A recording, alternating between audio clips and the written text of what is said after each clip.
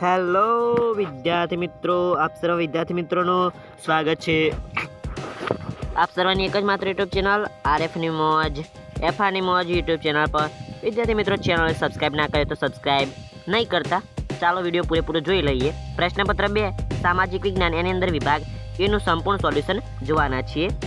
જોઈએ કે યોગ્ય જોડકા જોડો ઢાકાની મલમલ। તો વિદ્યાર્થી મિત્રો, તમને ખબર છે તેવી જ રીતે ઢાકાની મલમલ એટલે કે ઢાંકા જે હાલ બાંગ્લાદેશની અંદર આવેલું છે, ઓકે, એની મલમલ એટલે કે બાંગ્લાદેશની અંદર જે ઢાંકા એક શહેર છે ત્યાંની મલમલ બહુ જ પ્રખ્યાત હતી જૂના સમયની અંદર। તો એ દિવાસળીની પેટીની અંદર સમાઈ જતી, ઓકે। એના ઢાકાની મલમલનો જે તાકો હતો અને એનાથી જે બનાવેલી સાડી આખી દિવાસળીની પેટીની અંદર સમાઈ જતી, ઓકે। તો ડી જવાબ આવશે। સમ્રાટ અશોક તો 5 સ્તૂપો એમને બનાવડાવ્યા હતા। વિદ્યાર્થી મિત્રો, એ કયા કયા હતા એ તમારે મને કહેવાનું છે। સાંચીનો સ્તૂપ ને એવી રીતે તમારે મને 5 સ્તૂપોના નામ કમેન્ટ બોક્સની અંદર વિદ્યાર્થી મિત્રો કહેવાના છે। જોઈએ કોને કોને આવડે છે। જંગલોનું નષ્ટ થવું એટલે નિર્વણીકરણ, ઓકે। અને સૌર પ્લાન્ટ તો વિદ્યાર્થી મિત્રો, ગુજરાતના માધોપુરની અંદર સૌર્ય પ્લાન્ટ નાખવામાં આવ્યો છે। માધોપુર, કયું? માધોપુર, ઓકે। ઇજારશાહીનો વેગ મળ્યો છે, ઓકે। ખાનગીકરણને લીધે ઇજારશાહીને વિદ્યાર્થી મિત્રો વેગ મળ્યો છે। ઇજારશાહીના કહીને ખાનગીકરણના ગેરલાભની અંદર પહેલો જ ગેરલાભ આ આપેલો છે કે ઇજારશાહીને વેગ મળ્યો છે, ઓકે। આગળ જોઈએ વિધાન ખરા છે કે ખોટા। વિદ્યાર્થી મિત્રો, બહુ જ કદમ ફૂંકીને અહીંયા રાખવાની જરૂર છે, કારણ કે આની અંદર તમે જ્યારે બોર્ડની પરીક્ષા આપો તે વખત પણ કદમ ફૂંકીને ખરા ખોટાની અંદર રાખજો, કારણ કે બીજા બધા પ્રશ્નો તો તમને સીધી રીતે ખબર પડી જશે, પરંતુ આની અંદર એક શબ્દ ઉપર જો તમે ફોકસ ના કર્યું ને, એક શબ્દ ઉપર અથવા તો એમ કે શબ્દ ઉપર ફોકસ ના કર્યું ને, તો તમારો 1 માર્ક્સ ગયો કામથી। ચાલો વિધાનો ખરા છે કે ખોટા મેં અહીંયા લખેલું છે, ઓકે, જેથી તમને કહી શકું કે મોહેનજોદડોની નગર રચનાનું વિશિષ્ટ લક્ષણ તેની ગટર યોજના છે। તો ના વિદ્યાર્થી મિત્રો, આપણે આમ કહી શકીએ, આપણે વિચારી શકીએ કે ના ભાઈ વિશિષ્ટ લક્ષણ હતું, પરંતુ આપણી ટેક્સ્ટ બુક મુજબ મોહેનજોદડોની નગર રચનાનું વિશિષ્ટ લક્ષણ એ તેના રસ્તાઓ હતા। બાકી ગટર યોજનાની અંદર આવું કોઈ વાક્ય આપેલું નથી, તેથી આપણે શું લખવાનું? ખોટું, ઓકે, ખોટું લખવાનું, ચોકડી કરવાની। કારણ કે ચોપડીની અંદર મેં જોયું, મને પણ પહેલાં એવું લાગ્યું કે સાચું આવે, ખરું આવે, પરંતુ ના વિદ્યાર્થી મિત્રો, ધ્યાન આપજો।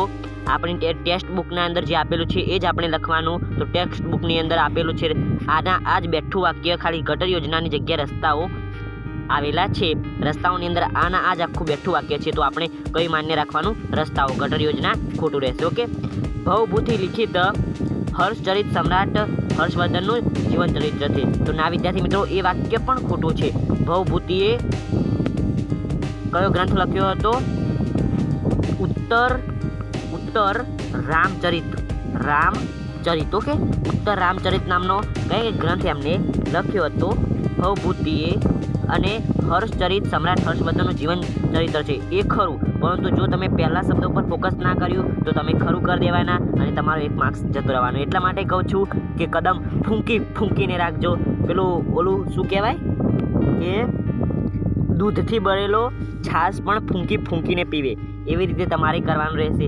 મને પણ ખબર છે, કારણ કે મને આવું જ થયું હતું। એક પેપરની અંદર 5 માર્ક્સનો આવી રીતે જ લોસ ગયો હતો।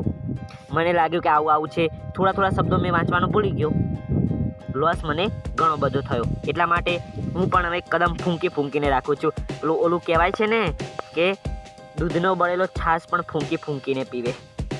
તો ભવભૂતિએ શું લખ્યું હતું? ઉત્તર રામચરિત્ર। અને બાણભટ્ટે હર્ષચરિત્ર સમ્રાટ હર્ષવર્ધનનું જીવન ચરિત્ર લખ્યું હતું। આ ખરું કે સમ્રાટ હર્ષવર્ધનનું જીવન ચરિત્ર હર્ષચરિત્રની અંદર છે, પરંતુ કોણે લખ્યું હતું? બાણભટ્ટે લખ્યું હતું। અને ભવભૂતિએ શું લખ્યું હતું? ઉત્તર રામચરિત્ર, ઓકે। ગામ શિક્ષણ જાગૃતિ માટે ઇનસાઇડ સામાયિક બહાર પડે છે, તો ખરું છે વિદ્યાર્થી મિત્રો। ભારત ઉચ્ચ માનવ વિકાસવાળા દેશોની શ્રેણીમાં સમાવેલ છે, તો ખોટું વિદ્યાર્થી મિત્રો। ભારત મધ્યમ માનવ વિકાસના દેશોની શ્રેણીની અંદર સમાવેશ છે, ઓકે। આંકડો છે 0.609 આંકડો છે આપણો, ઓકે।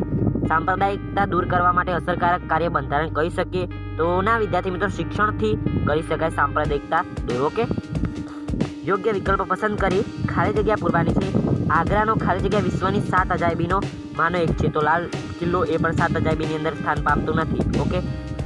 અને આની અંદર આપણને ખબર પડી જાય કે તાજમહેલ જ આવે છે, ઓકે। ભારતના વિવિધ લોકો ખાલી જગ્યાની ભાવનાથી પોતાનું જીવન જીવે છે. સહ અસ્તિત્વ. ઓકે, ભારતમાં સ્પષ્ટ વાવેતર લગભગ ખાલી જગ્યા ભાગમાં સિંચાઈ થાય છે. સ્પષ્ટ વાવેતરના 48 વિદ્યાર્થી મિત્રો યાદ રાખજો, 48% ભાગની અંદર સિંચાઈ થાય છે. ઓકે, કડાણા અને વણાકબોરી યોજના ખાલી જગ્યા નદી પર આવેલ છે. મહીસાગર. ઓકે, મહીસાગર નદી ઉપર કડાણા અને વણાકબોરી યોજના આવેલી છે. બાકી સાબરમતી ઉપર ધરોઈ યોજના આવેલી છે અને તાપી ઉપર ઉકાઈ અને કાંકરા એવું કોઈક નામ છે, અટપટું છે એટલે મને યાદ નથી રહ્યું. રાષ્ટ્રીય ધોરીમાર્ગ 44 ખાલી જગ્યાથી કન્યાકુમારી સુધી જાય છે. તો શ્રીનગરથી કન્યાકુમારી, જમ્મુનું શ્રીનગર છે ત્યાંથી કન્યાકુમારી. ઓકે, 44 રાષ્ટ્રીય ધોરીમાર્ગ 44 નામ યાદ રાખજો, પૂછાઈ શકે આવો MCQ. શિકાગો શહેરની અંદર મળેલી વિશ્વ ધર્મ પરિષદમાં કોણ વક્તવ્ય આપ્યું હતું? તો સ્વામી વિવેકાનંદે વક્તવ્ય આપ્યું હતું. વર્ગખંડમાં ખેત તલાવડી વિશે વિદ્યાર્થીઓની ચર્ચા દરમિયાન રજૂ થયેલ કયું વિધાન યોગ્ય છે? ઓકે, જય. તો તે પીવા યોગ્ય પાણીની પ્રાપ્તિનું મહત્વનું સંસાધન છે.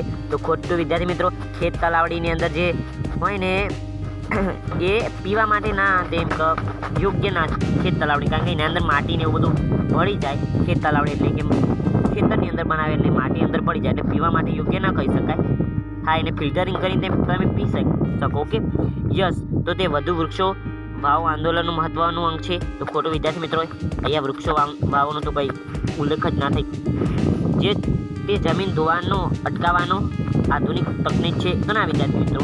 છેલ્લું વધુ દક્ષ. તો તે વૃષ્ટિ સંચયની એક પદ્ધતિ છે. ઓકે, વૃષ્ટિ સંચયની પદ્ધતિ છે એટલે કે વરસાદનું પાણી સંચય એટલે કે ભેગું કરવાની પદ્ધતિ છે.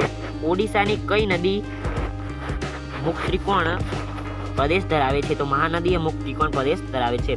ભારતનું અર્થતંત્ર કેવા પ્રકારનું છે? મૂડીવાદી, નાના, પરંપરાગત, નાના, સમાજવાદી, નાના, મિશ્ર છે. ઓકે, મૂડીવાદી એટલે વિદ્યાર્થી મિત્રો બજાર પદ્ધતિ, એટલે બજાર પદ્ધતિ પણ આપણે ત્યાં નથી અને સમાજવાદી પદ્ધતિ પણ નથી, મિશ્ર પદ્ધતિ છે આપણે ત્યાં.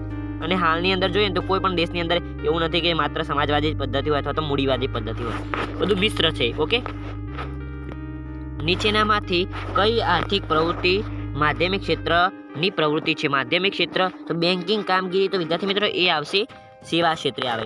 કયા સેવા ક્ષેત્રે? બેન્કિંગ, એ આપણને સેવા આપે છે, સેવા ક્ષેત્રે.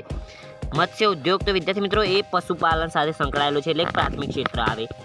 ઓકે, આપણે સીનો તો જવાબ છે એટલે આપણે એને તો ખબર પડી જાય કે એ માધ્યમિક ક્ષેત્રે નાના ઉદ્યોગો અથવા તો મોટા ઉદ્યોગોનું માધ્યમિક ક્ષેત્રની અંદર થાય છે. પશુપાલન એ મેં કીધું તેમ પ્રાથમિક ક્ષેત્રની અંદર. ઓકે, નીચેના પ્રશ્નના સંક્ષિપ્તના અંદર ઉત્તર આપો. રેલવે માર્ગમાં ભારતનું સ્થાન એશિયા અને વિશ્વની અંદર કેટલું છે? રેલવે માર્ગની અંદર ભારતનું સ્થાન એશિયાની અંદર પ્રથમ અને વિશ્વની અંદર દ્વિતીય છે. ઓકે, તો વિશ્વની અંદર પહેલું સ્થાન કોનું છે? ચલો ઝડપી કહી દો કમેન્ટ બોક્સની અંદર. ગુજરાતમાં કઈ મુખ્ય પાઇપલાઇનો છે? તો કલોલથી કાયલી અને બીજી એક સલચાથી મથુરા. ઓકે, ઉત્પાદનનું કુદરતી સંસાધન કયું છે? જમીન. ઓકે, ઉત્પાદનનું કુદરતી સંસાધન જમીન છે. જે હતું ને કે ક્ષમ, નિયોજક, મૂડી, જમીન એને અંદરથી. તો ઉત્પાદનનું કુદરતી સાધન જમીન. અને કઈ આર્થિક પદ્ધતિ બજાર પદ્ધતિથી તદ્દન વિરોધી છે? સમાજવાદી. ઓકે, તો વિદ્યાર્થી મિત્રો આગળ વિભાગ બીનું સોલ્યુશન ઝડપથી આવી જશે, પરંતુ તમે ખાલી ચેનલને સબસ્ક્રાઈબ કરી દેજો જેથી તમને નોટિફિકેશન મળતું રહે અને તમારા સુધી વિડીયો પહોંચતા રહે. તો આવજો વિદ્યાર્થી મિત્રો, ત્યાં સુધી હું તમારો દોસ્ત રજા લઉં છું તમારા વચ્ચેથી. આવજો, tata goodbye, take care, love you.